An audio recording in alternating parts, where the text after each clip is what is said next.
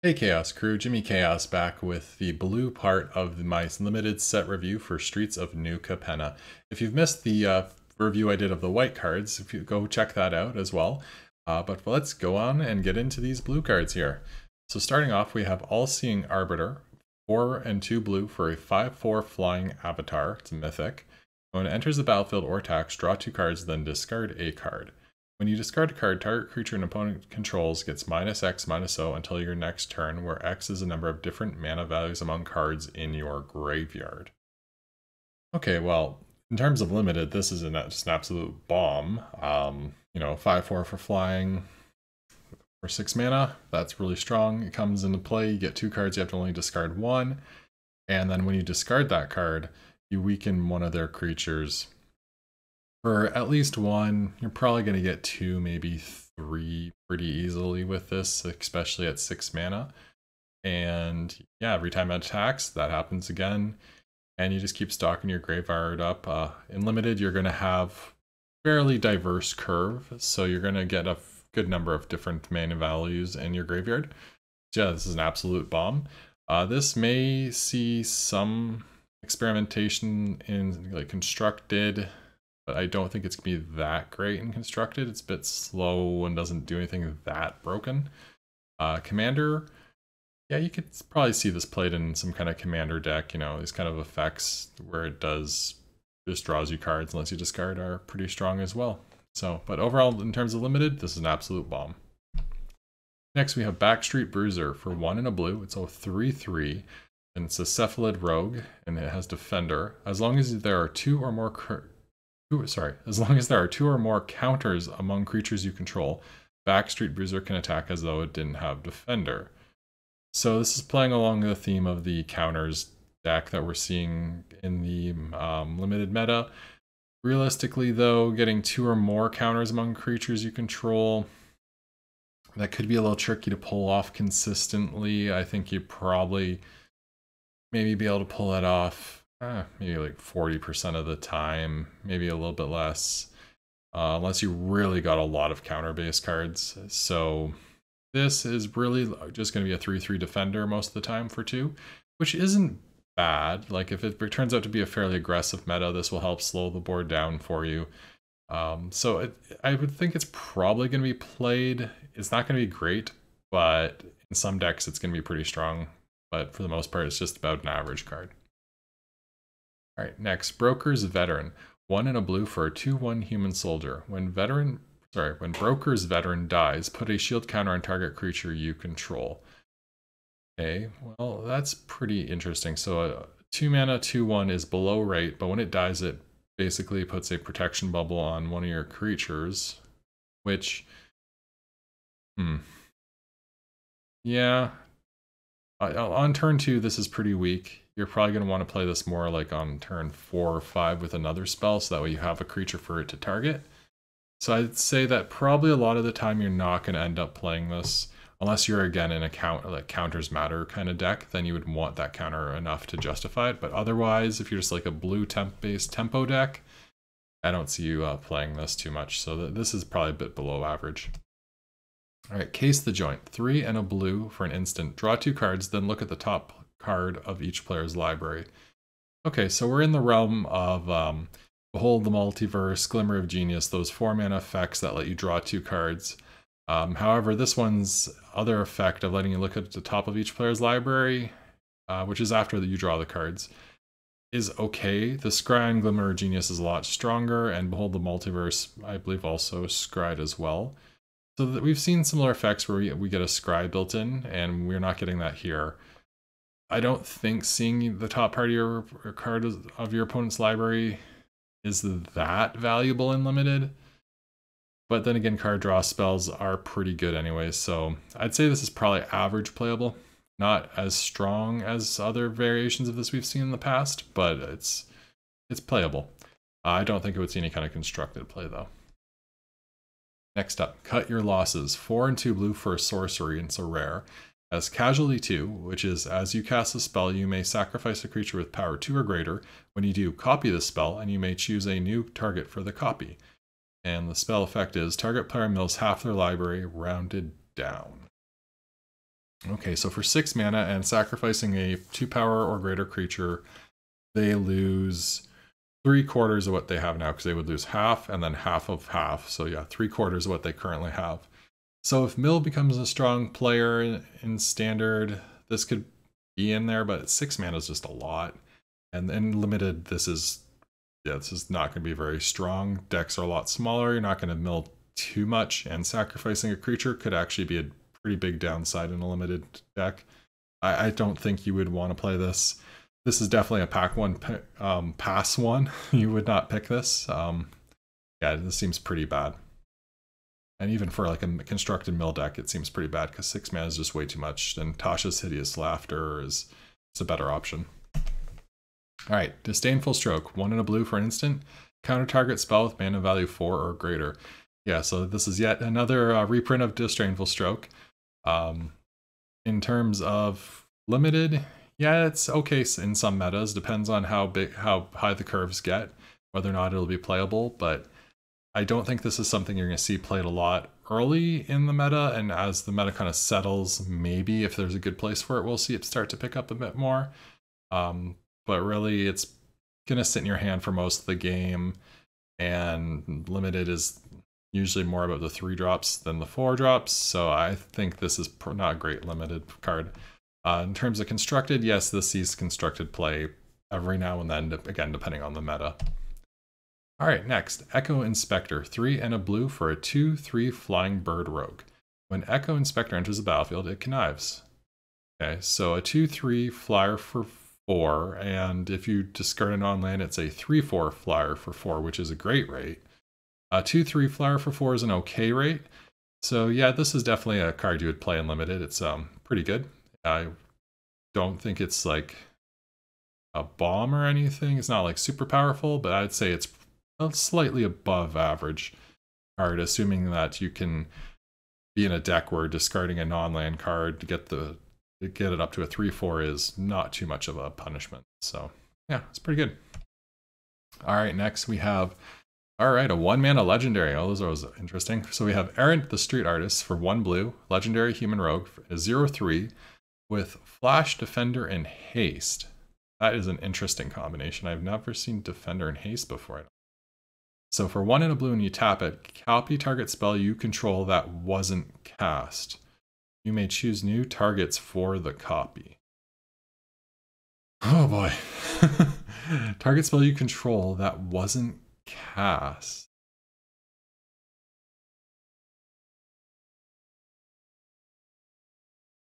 So I guess you would mostly be targeting a copy then. Yeah, this is definitely not playable in limited. You're never going to use that effect. This seems like it's more meant for commander. It might even be an interesting mono blue commander in a spell cloning kind of deck. Though I don't know if that's a mono blue thing. I think you might have to get into red blue for that. Yeah, so in terms of limited, absolute garbage. Never going to play this. But this is probably going to do something weird in Commander, and there probably is going to be experimentation in some of the older formats like Modern, maybe Legacy. I don't know. It just seems so strange. Like, all I'm thinking of is you can copy a copy of a spell. You don't cast those. I can't think of any other way to have a spell that wasn't cast. So let me know in the comments if I'm overlooking something. This is a very weird card. All right, next we have Even the Score for X and triple blue. So right there, triple blue makes it a little tough to cast limited, but let's see what it does. It's an instant, it's mythic. This spell costs 3 blue less to cast if an opponent has drawn 4 or more cards this turn. Draw X cards. Okay, well, limited. This is probably not great unless you end up with a deck that's mainly blue with a secondary color that's very small, so you can get the triple blue, because you're never going to get the cost reduction in limited. This definitely looks like a card that's been printed specifically for Commander, where it just becomes X mana, draw X cards. So yeah, we'll definitely see lots of Commander players very happy about this, but this is not a limited card. Doubt it to see much play in Standard or Modern or anything. Maybe in like Legacy or Vintage even, because your opponents can draw a lot of cards in those formats. But this is definitely not something that you'd play in limited. You'd not want this. All right, expendable lackey. 1 blue for 1/1 human citizen. So 1 in a blue, exile expendable lackey from your graveyard. Create a 1/1 blue fish token with this creature can't be blocked. Activate only as a sorcery. All right, well, it comes back from your graveyard as a fish who can't be blocked, which is kind of cool. No ninjas in this set, unfortunately, to really take advantage of that, but getting the extra value off a 1-drop is just, that's pretty nice. Like, I think you'd probably play one of these in a deck. You probably wouldn't want any more. The 1/1 for 1 is okay, like, it's not amazing. If you have a 2-drop that really wants a 1-drop on the board, then you might play a few more of these, but playing 1 seems like a reasonable thing to do, especially because late in game when you have extra mana, you just get rid of it out of your graveyard and get a unblockable fish, a slippery fish. So I'd say this is probably just an average card. All right, Fairy Vandal for 1 in a blue for a 1/2 Fairy Rogue. Flash, flying. Whenever you draw your second card each turn, put a +1/+1 counter on Fairy Vandal. Okay. I think this is a reprint. I'm not sure. In terms of limited, yeah, if you have any card draw effects, like you draw your card for your turn, you play a card draw effect, this gets bigger. The 2-mana 1/2 flyer, which is okay. It has flash, which makes it even better. The fact it's a fairy and rogue, probably not going to matter in terms of limited, but either way, you would still play it. It's probably a slightly above average card if you have enough draw effects to consistently trigger it. This may see play in fairy decks, though they tend to stick to the 1-drop fairies more so than this. But they do draw some cards, so this might be something they would consider. But yeah, in terms of limited, yeah, slightly above average. Hypnotic Grifter. 1 blue for a 1/2 human rogue. So that's already a bit above right there. So 3 mana, Hypnotic Grifter connives. Okay, so this is actually quite interesting. You can consistently use it to draw and discard cards, and it potentially gets bigger over time. So 1 mana 1/2, which usually for 1 mana you're looking at a 1/1. So yeah, and this is something to do with your mana late in the game and help you pull through land floods. Yeah, I like this card. This actually seems pretty good. I'd say it's slightly above average. You wouldn't want too many of them. I don't think it really scales. In late game, you really don't want to top deck one. Though if you have 2, you top deck one, you pitch it to another one, making the other one bigger. So yeah, I think you could even play multiple copies of this. In terms of standard, I don't think this is going to do much in standard unless some kind of discard themed deck comes along. But yeah, this definitely seems above average for limited. All right, Ledger Shredder. 1 in a blue for a 1/3 flying bird advisor. It's rare.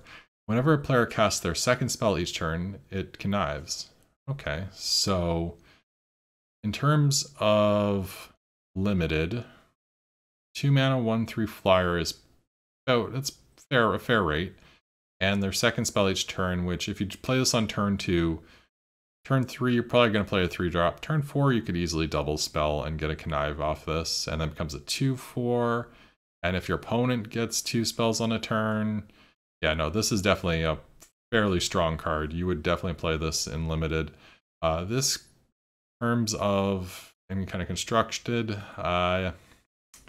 seems a little underpowered for constructed play, so I think this is just going to be like a limited, probably about A tier. I would say that it's definitely not a bomb, but it's definitely very solid. All right, and now we have a little chat for 1 in a blue, which is an instant, and it's uncommon. Casualty 1, and look at the top 2 cards of your library. Put one of them into your hand and the other on the bottom of your library. Okay, so it's like sleight of hand, except it's got the casualty effect so that you can copy the spell. So yeah, it seems like pretty decent card selection. Even 2 mana to look at 2 and put one in your hand, the other on your bottom. That's not bad. You definitely want to try and get the casualty effect so you can get the 2 cards off it, and then this is pretty strong. And yeah, we saw that creature who was a 1/1 earlier that if you sacrifice, you can then exile from the graveyard to get a token. So this plays nicely with that. I'd say it's probably about an average card. You might play 1 copy. I don't think you would ever want to play more than 1 copy in a limited deck. Yeah, and in terms of constructed, I don't think we're going to see any play whatsoever. Similar effects like this rarely do. Majestic Metamorphos. 2 colorless and a blue for an instant. Until end of turn, target artifact or creature becomes a 4/4 angel artifact creature and gains flying. Draw a card. Okay, these kind of effects, they always seem kind of interesting and limited, but I find they really don't work out. Like the last Kamigawa had a 2 mana that made a creature into a 4/5, and it just never did much. So I think this card is going to probably be in the same boat. Yeah, you get a draw card, but it's 3 mana instead of 2, and being an angel artifact creature, which is interesting that it's an artifact. I don't think it really matters. This is bad. I don't think we would play this unless for some reason turning a artifact or creature into an angel artifact creature mattered. But I don't think there's any kind of situation where it's going to matter enough that you would warrant playing this. This is bad. Don't play this. Make disappear. 1 in a blue for an instant with casualty 1. Counter target spell unless its controller pays 2. Okay, so it's a miscalculation, and early in the game that 2 mana tax would be enough to stop a spell. Late in game, you can sack a creature to make this into basically counter target spell unless they pay 4. Yeah, I think it's okay, but in limited counter spells are usually not great, so I don't think I would be playing this very often in a limited deck. And in terms of constructed, I don't think this would see play, because there's better counter spells out there that don't see play as it is. Yeah, so this is below average. If you're desperate for a playable, you could consider it, but you really aren't likely going to be happy with it. All right, Obscura Initiate. 2 and a blue for a 2/2 flying, and for 1 and either a black or a white, Obscura Initiate gains lifelink until end of turn. So a 3 mana 2/2 flyer, and if you're playing blue-white or blue-black, it can also gain lifelink. Yeah, this is definitely something you would want to play, assuming you're in those colors. If you were in, say, a blue-green deck, a 3 mana 2/2 flyer isn't terrible rate, but you really lose a lot of the point of playing this.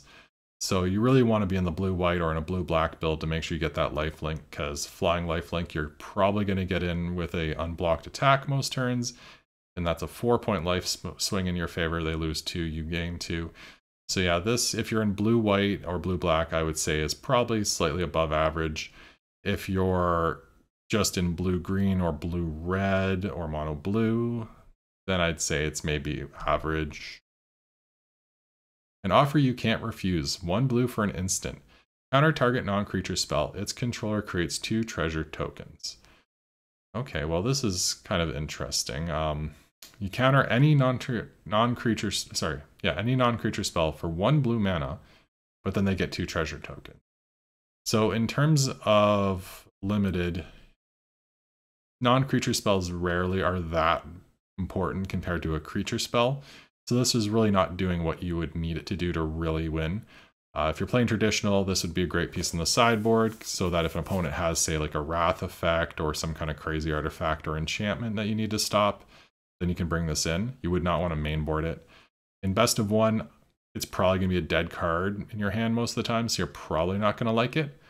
This could definitely see play, though, in some older formats where a 1 mana counter spell is very strong and where there are some really powerful non-creature spells. Also, this would definitely be something a lot of commander players would consider. Like someone tries a Cyclonic Rift, you can just counter it for 1 mana. This is not great and limited, but I think the Eternal formats are going to definitely have this card pop up every now and then. Alright, Out of the Way. 3 and a blue for an instant. This spell costs 2 less to cast if it targets a green permanent. Return target non-land permanent and opponent controls to its owner's hand. Draw a card.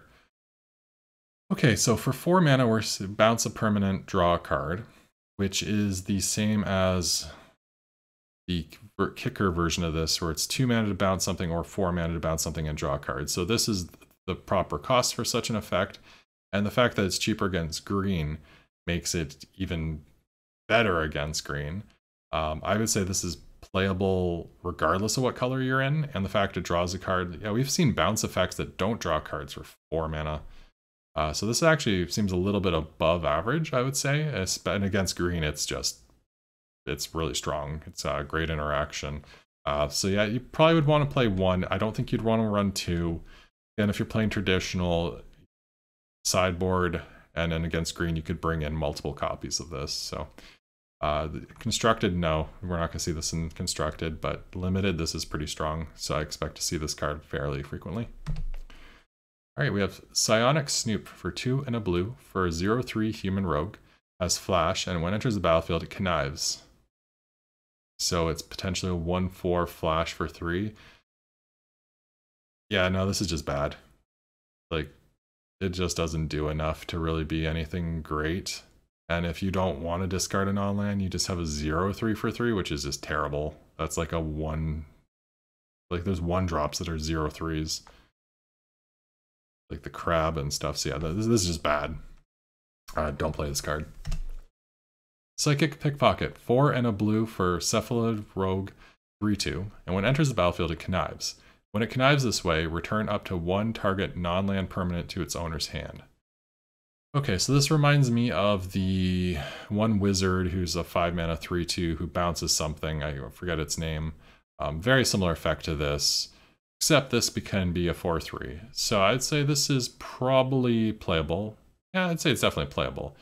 And yeah, being able to bounce a non-land permanent. Yeah, I'd say it's probably about above average. Like a 4/3 for 5 isn't great, but bouncing one of their permanents on top of that, I'd say it makes it pretty good.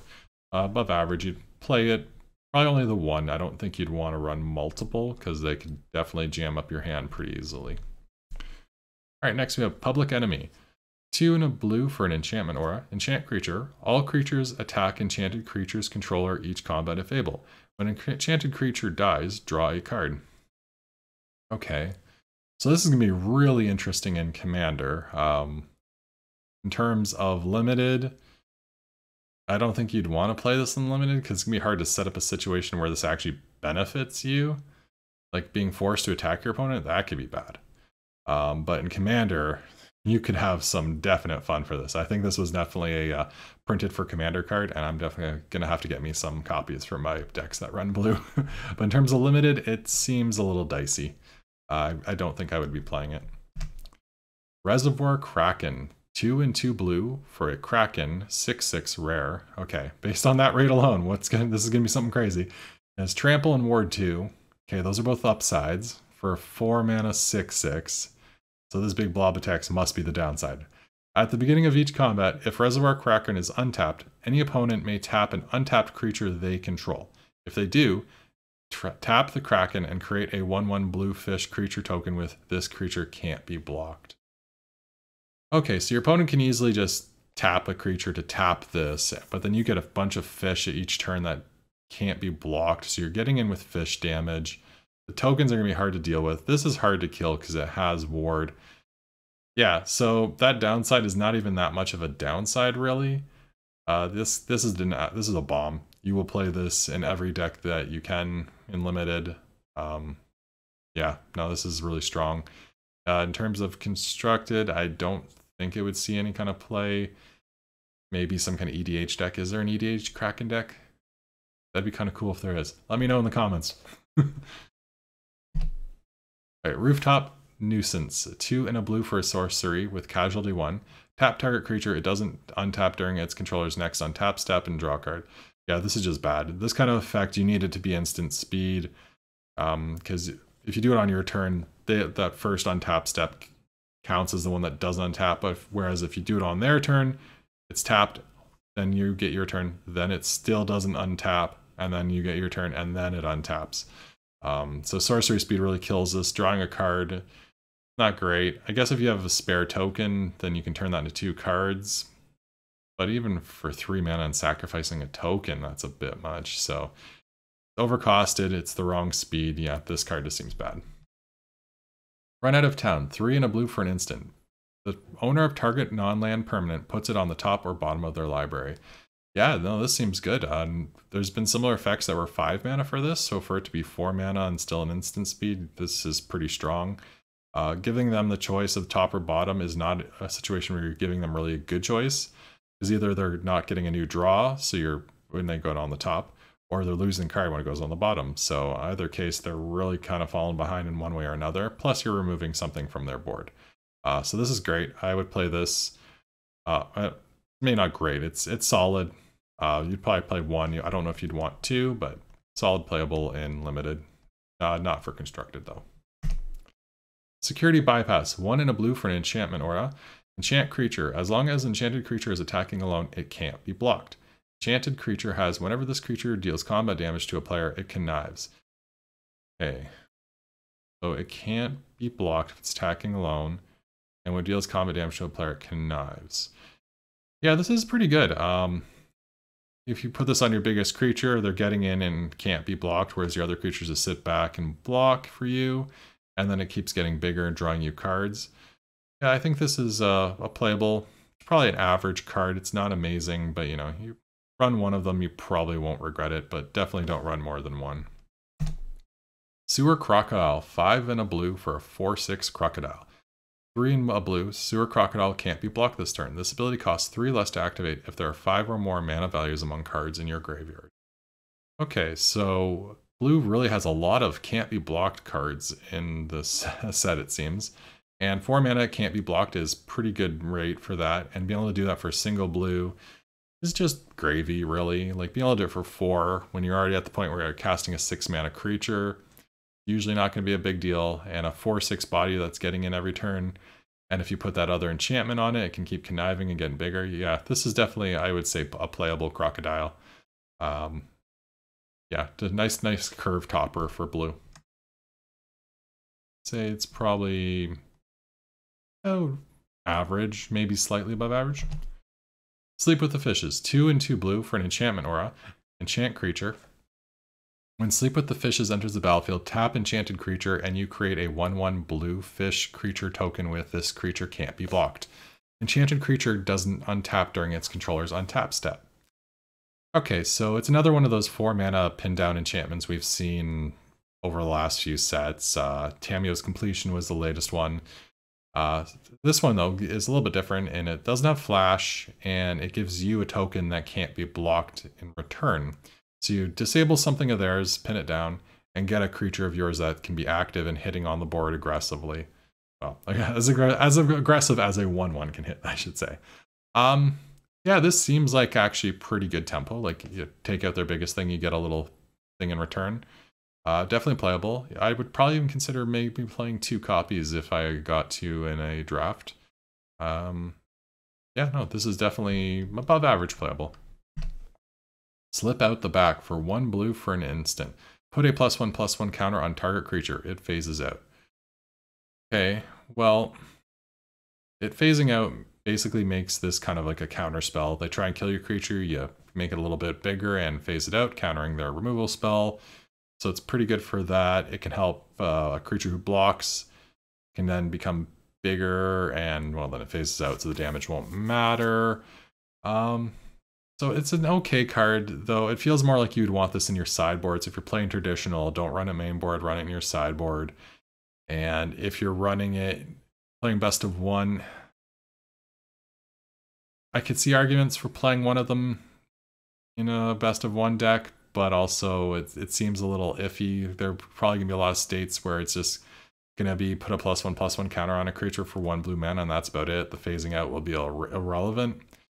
So I'd say it's maybe slightly below average in some matchups. So if you ain't got anything better to put in the slot, you put it in, but it's a card you're probably going to cut a lot of the time. All right, Undercover Operative. 2 and 2 blue for a Shapeshifter Rogue. When it's a rare, it's a 0/0, and you may have Undercover Operative enter the battlefield as a copy of any creature on the battlefield, except it enters with a shield counter on it if you control that creature. Okay, so if you're copying one of your own creatures, it gets a shield counter, otherwise it doesn't. Yeah, like 4 mana copy the best creature on the board, that's pretty good. Definitely playable. I wouldn't say it's necessarily a bomb, but it's definitely a very strong card, like an A. And yeah, if you happen to have the best creature on the board and you get 2 copies and one has a shield counter, then yeah, this is just excellent then. So yeah, absolutely you would play this. It's definitely a playable card. In terms of constructed, I don't think we'll see too much in constructed, but there's definitely commander decks that are going to want this card. Specifically, I think it's is it Garuda? It's the one companion that looks for even things and mills and does all that kind of crazy shenanigans. It likes shapeshifter creatures, so this is just another piece for that deck, which is oh so much fun to play against. Someone in my play group runs that deck, and yeah, he's done some crazy things. All right, Wing Shield Agent, 2 and a blue for Human Soldier 2/3. When Wing Shield Agent enters the battlefield with a shield counter on it, whenever Wing Shield Agent attacks, up to one other target creature gains flying until end of turn. Okay, so that's interesting how it doesn't have to be attacking creature getting flying, though that's likely not going to be relevant. Enters the battlefield with a shield counter, 3 mana, 2/3. Yeah, this is an effect we normally see with white sometimes too, the gaining flying with the attacks.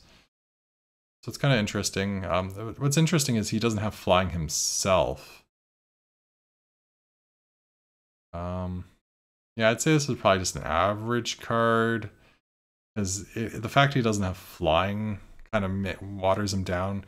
Because if you need flying to attack safely, this creature can't attack safely, so you have to rely on the shield counter, which you just have the one time. Yeah, I think this is probably just average. You're probably going to cut it most of the time, but again, if maybe if you're in a counters matters kind of deck, this would be something you would go with. Yeah, but overall, I'd say it's kind of average. Wiretapping. 4 and a blue for an enchantment, which is a rare. As Hideaway 5. Whenever you draw your first card during each of your draw steps, draw a card. Then if you have 9 or more cards in your hand, you may play the exiled card without paying its mana cost. Okay, so definitely this is not really for limited. This is meant more for probably commander. And in there, wow, you're going to do some fun stuff there. And even if you never get up to the 9 threshold, you still just keeps drawing an extra card every turn. So yeah, no, this is pretty great for commander. Limited, kind of mediocre, like 5 mana just to be able to draw cards. Might be a little bit late to really take it, do much. I guess if you're, it depends on the format really. If it's a very aggressive, fast format, this is too slow. If it's a grindier, slower format, this might actually be half decent. I'd say it's maybe an average playable. I wouldn't say rate it too highly though. All right, Witness Protection. 1 mana enchant aura, enchant creature. Enchanted creature loses all abilities and is a green and white citizen creature with base power and toughness 1/1 named Legitimate Business Person. Okay, so turn the biggest threat on the board into a 1/1 with no abilities, and yeah, it's just a 1/1. Yeah, no, this is pretty good interaction, especially for blue. Like blue doesn't get a ton usually. I would definitely play this. You would probably want, at most, maybe 2 copies. You don't want too many, because if your opponent has nothing, this really does nothing for you. So you need to not just take out their threats, but also have pressure of your own. But definitely, I'd say this is above average playable for limited. In terms of constructed, this could possibly see some play in older formats, just because it's so cheap, and it basically makes a threatening creature like a Merit Lodge into a 1/1. In terms of standard, it's probably not going to see too much play. It seems like something that would be more akin to the older Eternal formats, just where creatures can be really, really powerful and only one really, really powerful creature to worry about. But again, in terms of limited, above average playable. All right, and that brings us to the end of all the blue cards. All right, well, thank you for watching. Yeah, I'm liking the looks of what I'm seeing in this set so far. And it's interesting. What do we see in blue normally? We didn't see as many flyers as we normally do. Like blue usually gets some kind of big 5 mana flyer in like the common slot. We didn't see anything this time around like that. So it's interesting to see blue going in a slightly different direction than it has in the last few metas. So excited to try it out. Yeah, so thank you for watching. Make sure you like, subscribe to my channel so you can see the rest of my reviews on Streets of New Capenna. And in the comments, let me know what you thought. Let's have a conversation about this. Let's try and break the meta together, all right? And next, I think I'm going to probably be looking at the green cards. So I'll see you then, and until then, peace.